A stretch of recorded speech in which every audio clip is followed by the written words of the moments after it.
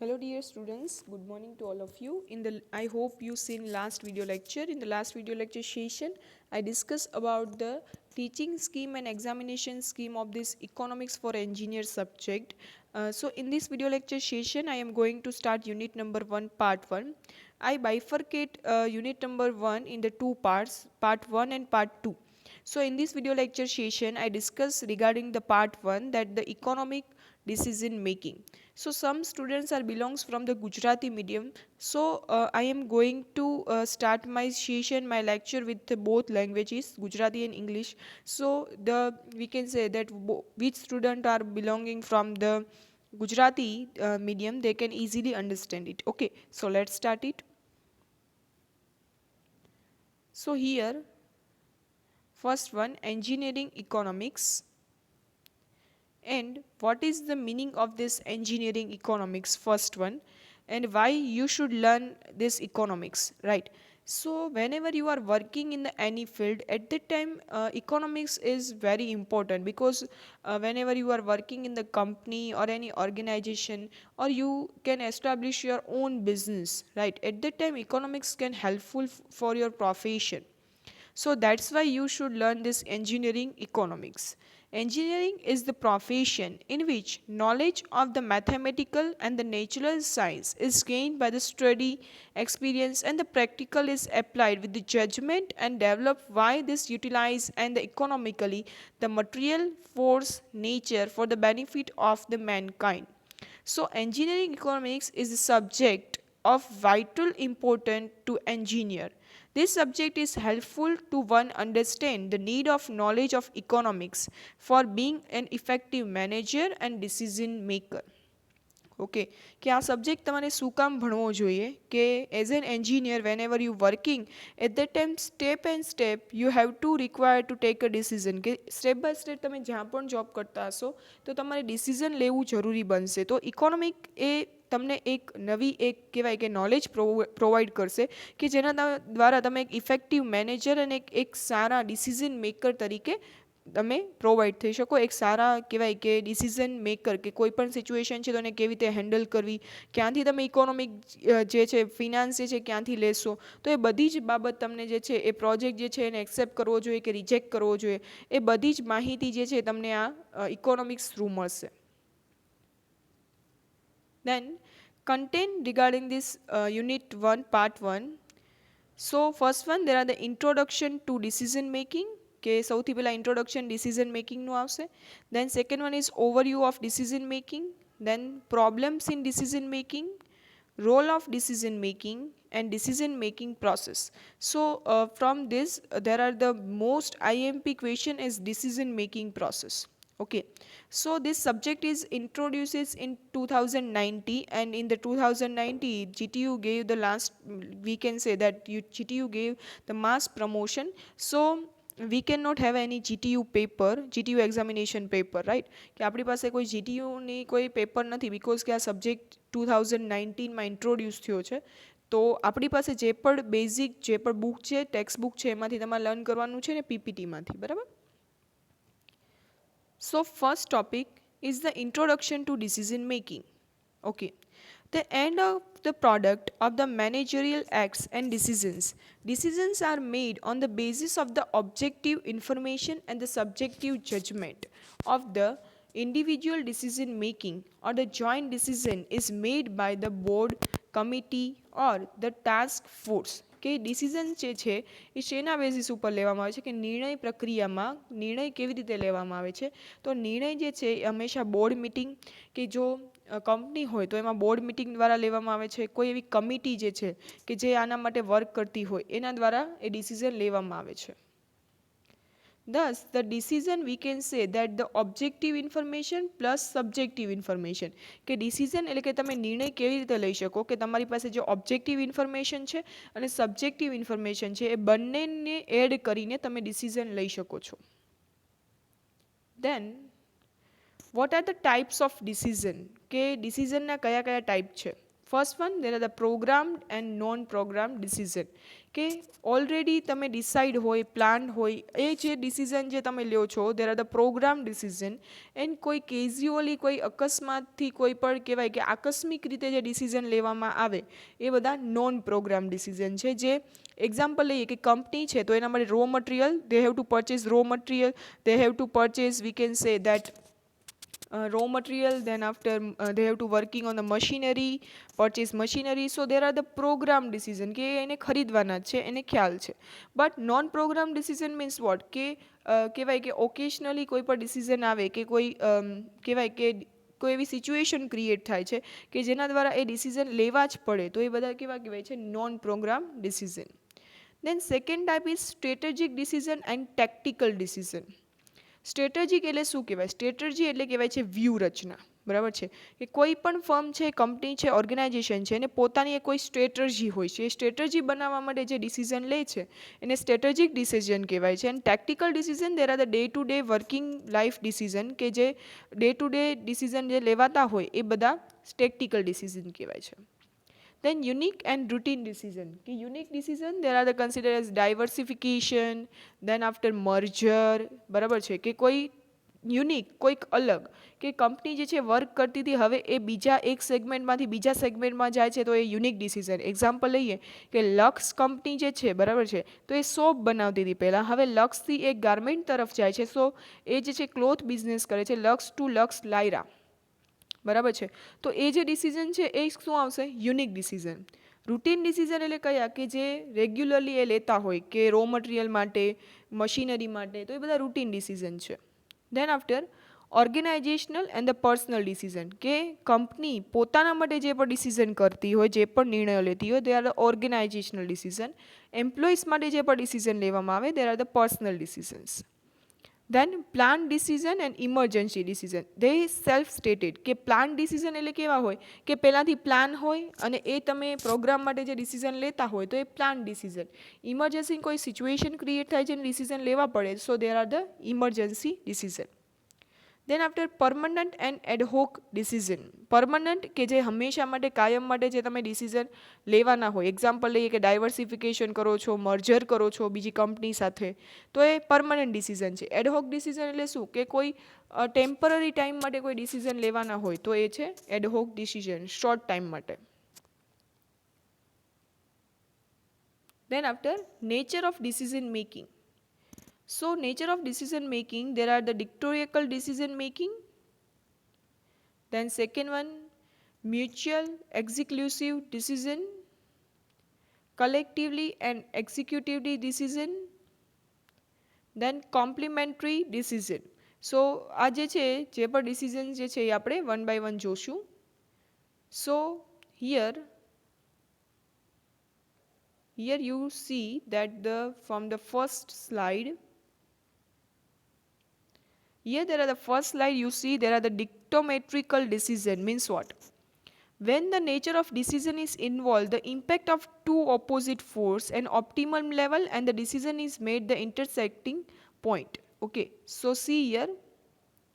So here there are the two axis here. First one is the x-axis and y-axis. X-axis is indicated the unit order and y-axis is indicated cost. કે unit જેટલા order કરો છો એ x અક્ષ ઉપર દર્શાવેલા છે, y ઉપર એને એ જે યુનિટ જે છે એ ઓર્ડર કરવા માટે કેટલી કોસ્ટ થાય છે એ છે. સો અહીંયા તમે જુઓ કે અહીંયા જ્યાં ઓર્ડરિંગનો કોસ્ટ અને સ્ટોરિંગનો ચાર્જ એ બંને જ્યાં ઓપ્ટિમમ લેવલ એટલે કે જ્યાં ઇન્ટરસેક્ટ થાય છે એ જે છે એ આપણી ડિસિઝન મેકિંગ થશે. એટલે કે જ્યાં કોસ્ટ અને આપણી ઓર્ડર લેવલ બંને જે છે મિનિમમ લેવલ પર હોય, બંને જ્યાં ઇન્ટરસેક્ટ થાય છે તો એ જે ડિસિઝન છે એ આપણો ફાઇનલ ડિસિઝન હશે. એક્ઝામ્પલ લઈએ કે અહીંયા જો 12 રૂપીસ એ આપણને કોસ્ટ થતી હોય અને આપણું ઓર્ડરિંગ કોસ્ટ જે છે એ 1200 યુનિટ્સ હોય, તો આપણું જે છે ઓપ્ટિમમ લેવલ જે છે એ જે પણ પોઈન્ટ જ્યાં ઇન્ટરસેક્ટ કરે છે એ થશે.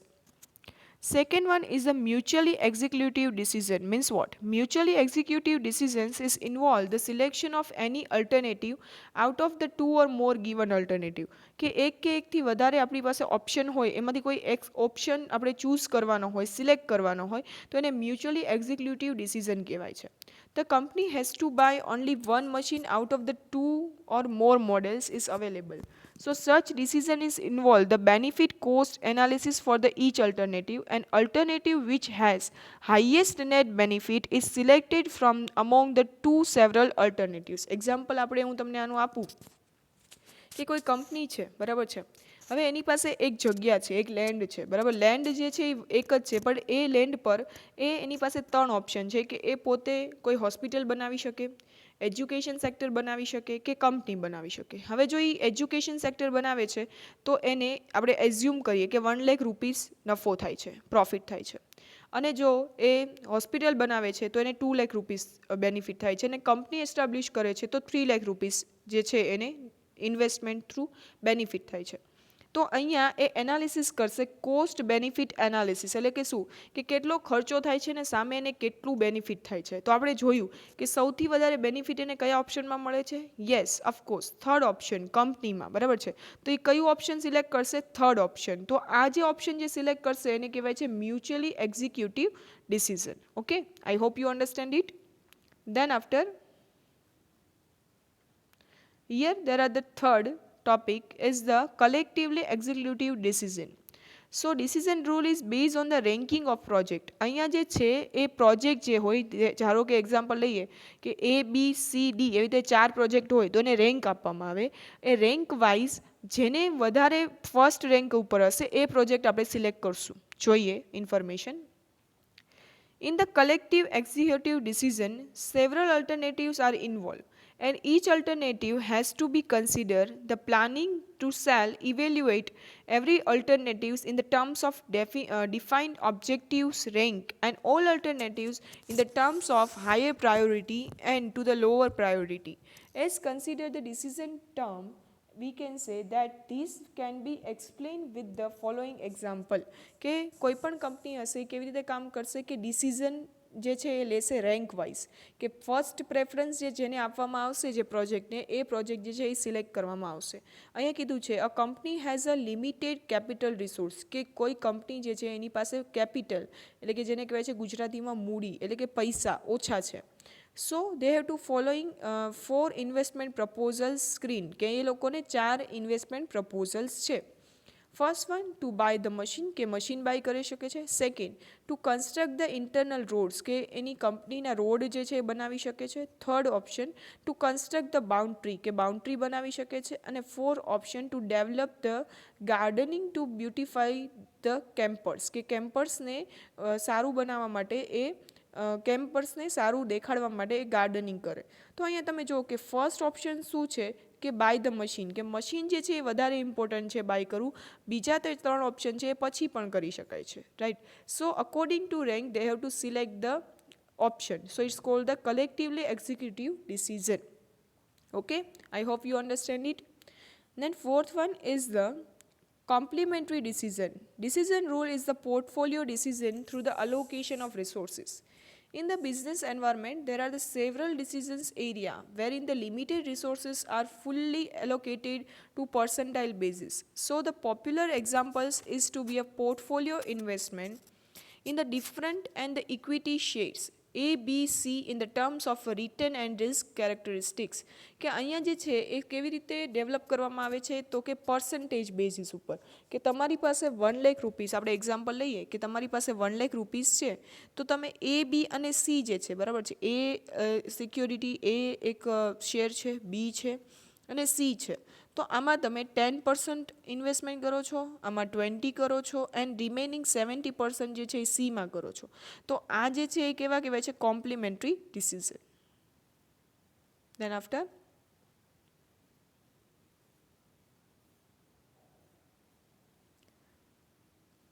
okay, then after you see that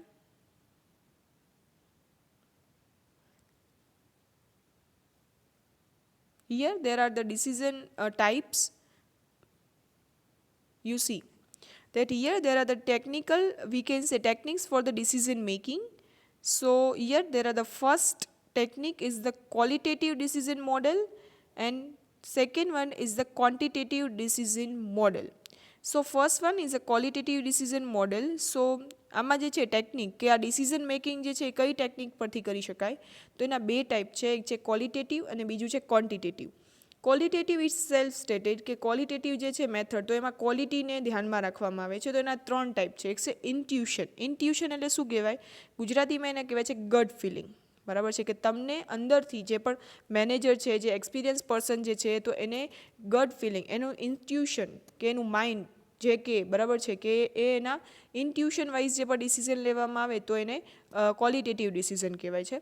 then experience કે કોઈ પર્સન જે છે એની પાસે જે એક્સપિરિયન્સ છે એના બેઝિસ ઉપર ડિસિઝન લે છે. એન્ડ ઓપિનિયન કે થર્ડ ઓપ્શન જે છે ઓપિનિયન, કે કોઈ પર્સન જે છે બરાબર, તો એના ઓપિનિયન, એનું મંતવ્ય ઉપર ડિસિઝન લે છે. પછી આવે છે ક્વોન્ટિટેટિવ ઓર ન્યુમેરિકલ મેથડના ડિસિઝન છે. તો એમાં જોઈએ ફર્સ્ટ વન જે છે એ છે linear programming. See here. Linear programming, there are the areas related to the input and output relationship. There are also known as a cost minimization or input maximization model. કે એનું main કામ શું છે કે કોસ્ટ ઓછી થાય અને એટલે કે ખર્ચો ઓછો થાય અને સામે ઇનપુટ જે છે આપણે ઓછું કરીએ ને વધારે ડેવલપ કરીએ rupees profit. Then second is the inventory model. Inventory એટલે કે એને કહેવાય છે stock. Inventory model is preliminary consider the two coexist variables and ordering the cost, storing cost, having opposite relations. So this model is known as the EOQ, means economic ordering quantity model. So this model is important and is considered by the Wilson role model. કે આ જે model જે છે એમાં શું કરવામાં આવે છે કે આપણી સ્ટોરિંગ કોસ્ટ, કે આપણો જે પણ આપણે વસ્તુ જે ઉત્પાદન કરીએ છીએ બરાબર છે એને જ્યાં પણ ગોડાઉનમાં રાખીએ છીએ તો એના પર જે આપણે ખર્ચો થાય એ ઓછો થાય. બરાબર છે. Then third one is the waiting line model. This model is preliminary refers to unexpected demand and the provision the services and the counter for the purpose for the minimizing the waiting time. In focus on the minimization of queue and the we can say demander, it is called the we can say that quiescing theory. Quiescing એટલે શું કે જે પણ આપણા customer જે છે એને ઓછામાં ઓછું વેઇટ કરવું પડે, કે એને પ્રતીક્ષા સમય આપણો જે છે ઓછો થાય અને વધારે આપણે પ્રોડક્ટ સેલ કરી શકીએ એવું એક મોડેલ બનાવવું. દેન fourth one is a transportation model. This model is preliminary applied to limited production and the distribution center which are physically scattered over the longer distance in the terms of distance and this load to be transported and the ideal allocation made between the production and destination point. Such a way is result into the transportation cost or time. હવે transportation મોડલમાં શું કરવામાં આવે છે કે આપણને ખબર છે કે કંપની જે છે તો એની એક જગ્યાએ કોઈ પણ ડિસ્ટ્રીબ્યુશન હોય, એના કસ્ટમર ખાલી લોકલી ન હોય બરાબર છે, એના કસ્ટમર જે છે કન્ટ્રી વાઇઝ પણ હોય અને ઇન્ટરનેશનલ પણ હોય. તો એ ડિસ્ટ્રીબ્યુશન એવી રીતે કરવું કે કોઈ પણ કસ્ટમર છે એને ટાઈમ ટુ ટાઈમ જે છે બધી વસ્તુ મળી રહે એના માટે. બરાબર છે. Then game theory. Game theory is preliminary studies the behavior of two opposite parties to decision having the conferring interest. Game theory is popularly described into the three strategies: win-loss, win-win and win-loss.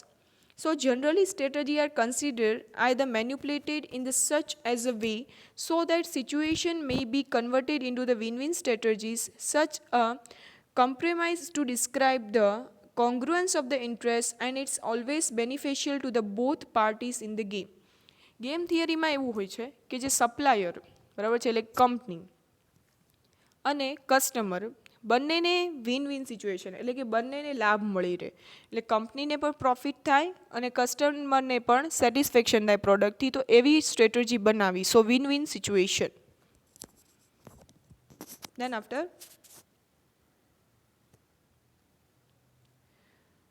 after there are the network technique. Means what?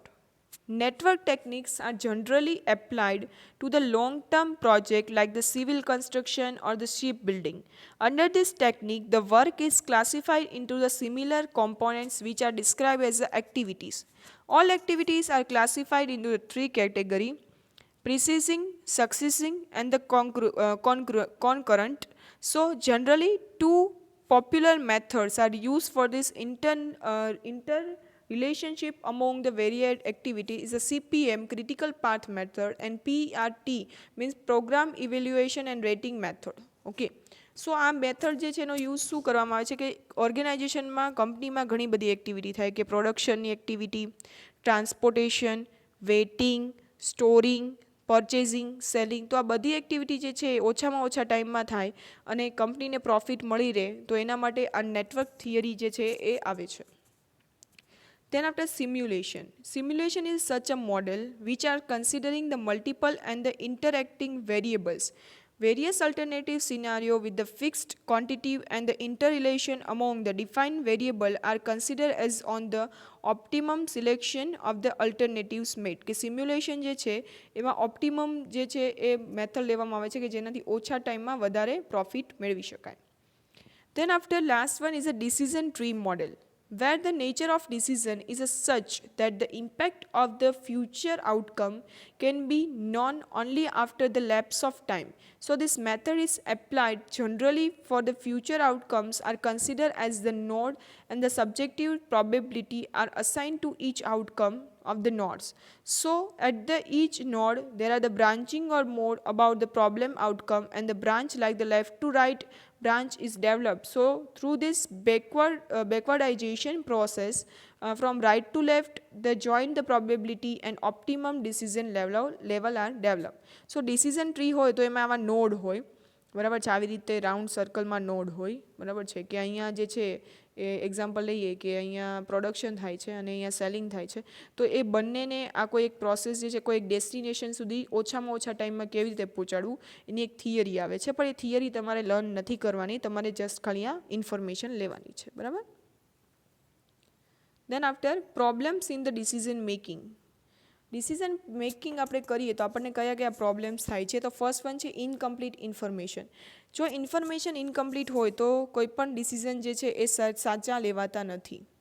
Second one અનસપોર્ટિવ decision environment, કે environment જે છે એ supportive ન હોય તમને, કે તમે જે decision લ્યો છો એનાથી તમારા કલીગ્સ છે, તમારા ફ્રેન્ડ્સ છે, તમારા રિલેટિવ્સ છે એ તમને સપોર્ટ ન કરતા હોય ત્યારે.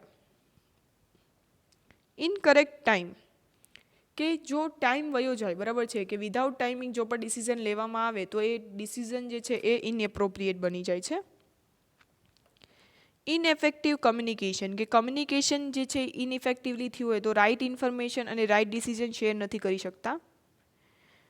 Fifth one employees perception about the correct and the justified decision, કે કોઈ ઘણીવાર એમ્પ્લોઈઝનું પરસેપ્શન જે છે માઇન્ડસેટ એ ડિફરન્ટ હોય તો પણ ડિસિઝન જે છે એમાં પ્રોબ્લેમ થાય છે. Lack of representation and participation, કે જે પણ ડિસિઝન લઈએ છીએ એને પ્રેઝન્ટ કરવા માટે એને એમાં પાર્ટિસિપેશન કરવા માટેના લોકો જ ઓછા હોય. Non accepted by the followers, કે ફોલોવર જે પણ છે, જે પણ તમે ડિસિઝન લ્યો છો એ એમ્પ્લોય દ્વારા એક્સેપ્ટેબલ ન હોય ત્યારે પણ ડિસિઝન મેકિંગમાં પ્રોબ્લેમ ક્રિએટ થાય છે. દેન ઇનઇફેક્ટિવ ઇમ્પ્લિમેન્ટ, કે તમે ડિસિઝન તો લઈ લ્યો છો પણ એને ઇફેક્ટિવલી ઇમ્પ્લિમેન્ટ નથી કરી શકતા, તો it's one type of problem. So here there are the problems regarding the decision making. Then after role of decision making, કે decision making નો રોલ શું છે? So first one, decision making is all in the all elements of the management as under planning, organizing, directing and controlling.